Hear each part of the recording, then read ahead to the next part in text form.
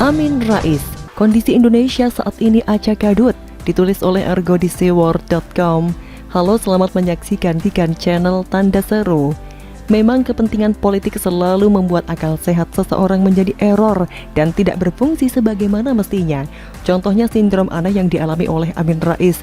Dia menilai kondisi Indonesia saat ini kacau balau dan acak adut di masa pandemi virus corona.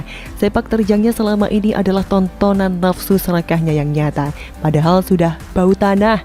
Menurut Amin Rais, bangsa kita saat ini sudah masuk dalam fase chaotic situation atau situasi chaos, situasi acak adut dan kesimpang siuran dalam hal penanggulangan pandemi.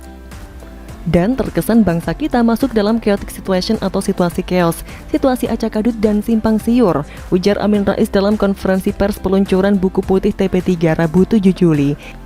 Amin Rais juga melihat beberapa kali adanya ketidaksinkronan dan perbedaan pendapat antara pemerintah pusat dan daerah dalam menangani pandemi COVID-19. Selain itu, Amin Rais juga menganggap saat ini informasi serba simpang siur. Menurutnya itu terjadi karena adanya perang antara kritisi dengan buzzer bayaran yang semakin lama semakin bikin gaduh saja. Jujur saja, semakin kesini Amin Rais semakin tambah stres dan tambah senewan saja. Berbagai tudingannya terhadap pemerintahan Presiden Jokowi telah membuat kebisingan politik yang sangat hingar-bingar. Entah kenapa dia selalu begitu. Mbak ya, kalau menyampaikan sesuatu di depan umum harus disertai dengan bukti-bukti dan data-data yang sahih dari sumber yang terpercaya dan yang terakreditasi. Acak adutnya di mana dan seperti apa rupa acak adut itu? Pernyataan tanpa bukti hanya menggiring alam bawah sadar masyarakat untuk tidak mempercayai dan membenci pemerintah yang sah dan konstitusional sesuai undang-undang yang berlaku sahih dan mengikat di negara ini. Segala macam isu, tipu daya, fitnah, dan berbagai tudingan yang tidak mendasar, tidak masuk akal, dan tidak ada buktinya selalu dilontarkan Amin Rais ke publik untuk membentuk opini mosi tidak percaya rakyat terhadap pemerintahan Presiden Jokowi saat ini. Sungguh merana sekali nasibnya Amin Rais ini. Bualan-bualannya selama ini justru membuatnya semakin dibenci banyak orang, padahal sudah tua. Dulu dia menuding Ahok korupsi dan bahkan dengan semangatnya menjadi pembicara utama dalam peluncuran buku usut tuntas dugaan korupsi Ahok yang menurutnya buku tersebut ditulis berdasarkan fakta. Akhirnya dengan berjalannya waktu dia mingkem dengan sendirinya karena tudingan korupsi terhadap Ahok tidak terbukti. Buku yang ditulis oleh Marwan Batubara itu ternyata hanya bualan belaka dan dagelan politik untuk menggagalkan Ahok saat itu untuk jadi gubernur DKI Jakarta. Sekarang tidak jelas juntrungannya nasib buku hasil mengarang bebas itu. Karma telah melakukan tugasnya dengan sangat baik. Gusti ora sare. Jadi tolong sekarang jangan ganggu lagi kerja pemerintahan Presiden Jokowi. Biarkan pemerintah bekerja demi nyawa rakyat. Selain itu, Presiden Jokowi adalah presiden yang sah dan konstitusional sesuai undang-undang yang berlaku sahih dan mengikat. Rakyat akan bangkit melawan terhadap siapa saja yang coba-coba mengacaukan NKRI. Penyampaian pendapat di muka umum harus pula mematuhi ketentuan-ketentuan sebagaimana diatur Undang-Undang Nomor 9 Tahun 1998 tentang kemerdekaan penyampaian pendapat di muka umum. Dalam Undang-Undang Nomor 9 Tahun 1998 diatur tentang kewajiban, larangan, dan sanksi bagi pelaku atau peserta penyampaian pendapat di muka umum. Salah satunya dengan tidak melakukan kejahatan terhadap negara berupa provokasi dan hasutan-hasutan yang merugikan pemerintah yang sah dan konstitusional. Jadi ya begitulah kura-kura, semua penyakit pasti ada obatnya kecuali penyakit hati. Penyakit ini yang kini diderita Amin Rais akibat kebenciannya terhadap Presiden Jokowi yang tak kunjung padam. Sebab tujuan dari pernyataan-pernyataan dari politisi sontoloyo seperti Amin Rais ini karena masih menganggap bahwa mayoritas rakyat Indonesia masih gampang dibodohi, padahal tidak demikian adanya. Saya mungkin mahfum di usianya yang sudah renta, matanya pun semakin rabun, sehingga tak mampu lagi melihat dengan jelas bahwa pemerintah telah berjibaku untuk menangani pandemi. Namun kalau dibilang sudah rabun tapi kok rasanya tidak juga, sebab Amin Rais masih mampu jalan kaki dari Jogja ke Jakarta sesuai dengan nazarnya dulu itu.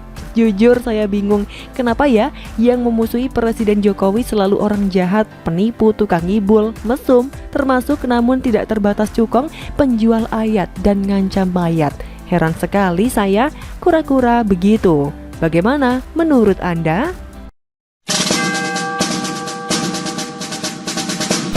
Benar Pak Mul, lalat politik mengganggu fokus pemerintah. Ditulis oleh Joe Putra di seaworld.com. Halo, selamat menyaksikan informasi dari channel Tanda Seru. Kita tahu bahwa sekarang ini pemerintah sedang berusaha keras untuk menekan angka penyebaran virus corona. Kerja keras yang mulia ini diharapkan bisa membuat negara ini bebas dari pandemi yang tak berujung. Dimulai dari PSBB hingga PPKM yang kebijakannya bagi saya sangat baik apabila seluruh masyarakat patuh menjalankannya. Namun sayangnya, masih banyak masyarakat dan pemerintah daerah yang tidak sungguh-sungguh melakukan anjuran pemerintah pusat tersebut. Dari hal kecil saja, memakai masker dan menghindari kerumunan banyak masyarakat yang abai, sampai hal nyeleneh dari pemerintah daerah yang menakut-nakuti warganya dengan peti mati pun dianggap angin lalu karena cara itu tidak efektif mengurangi penularan virus. Sebenarnya apa yang salah dengan program pemerintah? Ataukah masyarakatnya yang bebal dan ngeyelan karena tidak percaya dengan bahaya virus corona jika terpapar? Kembali ke diri kita masing-masing, apakah percaya COVID itu ada atau tidak? Dan yang pasti sudah banyak orang yang meninggal karena infeksi virus corona.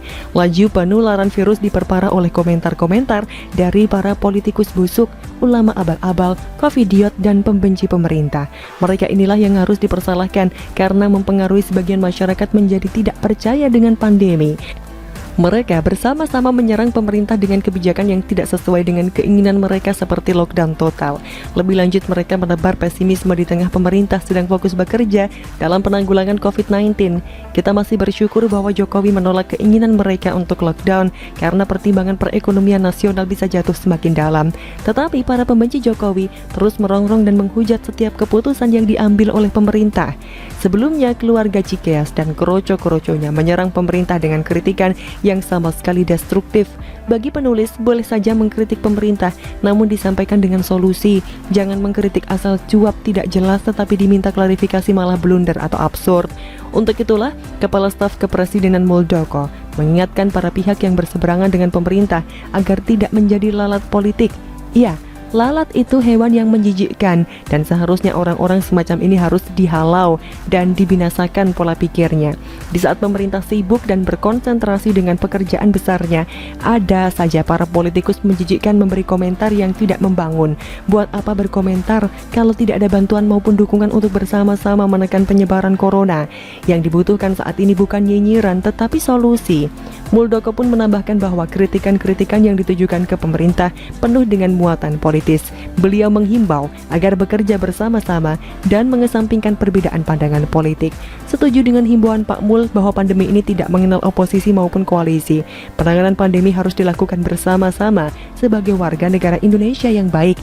Jangan mengikuti ego dan ambisi untuk menaikkan citra partainya dengan menjatuhkan pemerintah yang sedang fokus dalam penanganan pandemi. Kita memikirkan satu kepentingan besar, yaitu persoalan kemanusiaan, dan itu jauh lebih penting daripada kepentingan pribadi dan golongan. Sekali lagi, hanya dengan kebersamaan persoalan bangsa menjadi ringan dan kita bisa atasi bersama. Itu sebuah pesan yang ingin saya sampaikan, ujar Muldoko.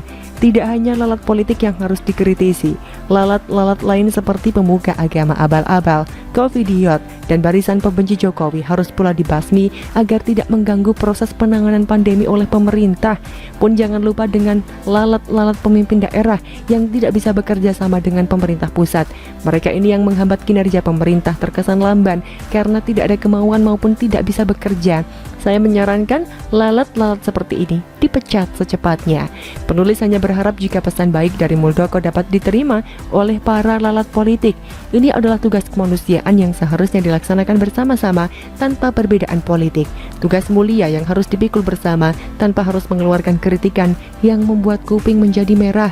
Sekali lagi, pakailah akal sehat dan nurani yang bersih. Saya percaya bahwa pemerintah anti kritik. Justru saat ini pemerintah memerlukan masukan-masukan yang bermanfaat agar pandemi ini berakhir. Pencitraan dengan kritikan tanpa solusi hanya membuat negara ini gaduh. Yang diperlukan sekarang adalah dukungan dari semua pihak yang masih mencintai negeri ini keluar dari masalah pandemi. Setidaknya jika tidak mau membantu pemerintah, tidak perlu menebar pesimisme yang menjadikan konsentrasi pemerintah terpecah karena beragam kritikan yang tidak konstruktif. Bagaimana menurut Anda?